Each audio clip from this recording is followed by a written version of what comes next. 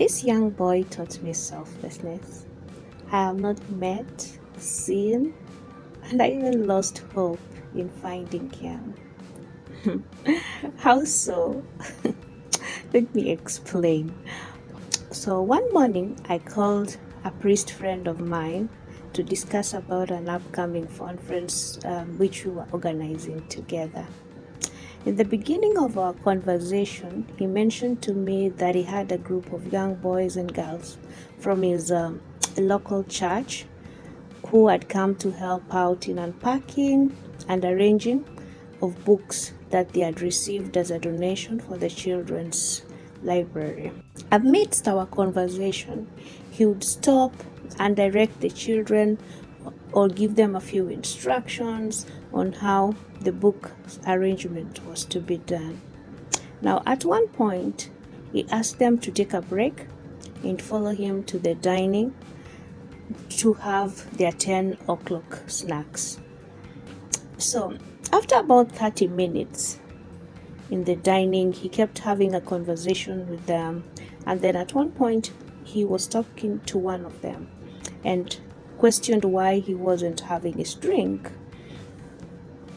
And I had a young boy's voice, say to him, "Father, my baby sister really likes this drink and I'm keeping it for her." So immediately the priest answered to this young boy and said, "Listen, do this. You drink this one. I'm going to get you another one for your baby sister." So the priest came back on phone, and my first question to him was, "How old is the boy?" And he asked, "Which one?" Then I said, "The last one you've just spoken to." And he said he could be around 13 or 14. And as we kept in our conversation, I kept thinking about the boy. And I kept asking myself, this is a 13-year-old making sacrifices for his baby sister. This is a 13-year-old thinking of making his baby sister happy. This is a 13-year-old who is thinking of denying himself, for somebody else whom he loves. So this conversation kept replaying in my mind for a very long time. And I guess maybe after 5 or 6 years after that, I called this priest one day to ask him about this young boy.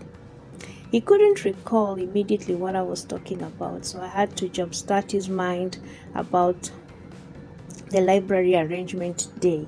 And he could remember about the library arrangement, but apparently couldn't remember whom this boy was.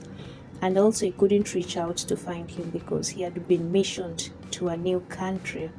So I lost hope in finding the boy. But I only wish I could meet this young man. I think now he could be a young adult. I wish I could meet him and just thank him for the lesson he taught me as a 13-year-old while I was an adult. This is a lesson that I have lived with. It is a life lesson which I now live by and practice.